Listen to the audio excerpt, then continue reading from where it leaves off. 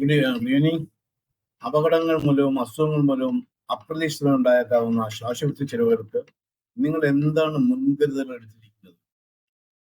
ചികിത്സാ ചെലവ് ആശ്വാസമായ ധാരാളം മെഡിക്ലെയിം ഇൻഷുറൻസുകളും. ആരോഗ്യ ഇൻഷുറൻസ് ഒരിക്കലും ഒരു ആർഭാടമല്ല, മറിച്ച് നീട്ടിവെക്കാനോ ഒഴിവാക്കാനോ പറ്റാത്തത് അത്യാവശ്യമാണ്. കാരണം ആരോഗ്യ സംബന്ധമായ സാമ്പത്തിക ബാധ്യതകളെ സ്നേഹം കൊണ്ട് ഭാരം വയ്ക്കാൻ കഴിയില്ല. യഥാർത്ഥത്തിൽ നമ്മൾ ആരോഗ്യമുള്ള സമയത്താണ് മെഡിക്ലെയിം എടുക്കേണ്ടത്.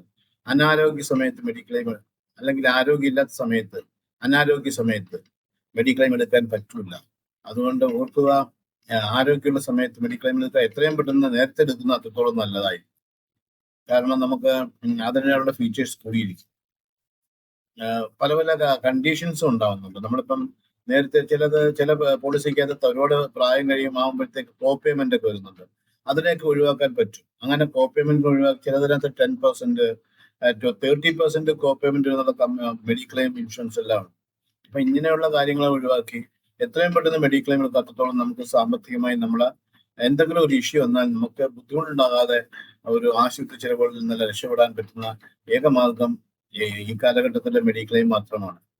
പലപ്പോഴും അത് നമ്മളെ അവഗണിക്കുമ്പോൾ നമുക്കുണ്ടാവുന്ന വിഷമങ്ങളും അല്ലെങ്കിൽ അതുകൊണ്ടുണ്ടാവുന്ന നഷ്ടങ്ങളും ഒക്കെ ഒരിക്കലും പ്രവചനാതീതമാണ്. അതുകൊണ്ട് ഒരു മെഡിക്ലെയിം എടുക്കുക, സേഫ് ആയിരിക്കുക. Thank you. All the best.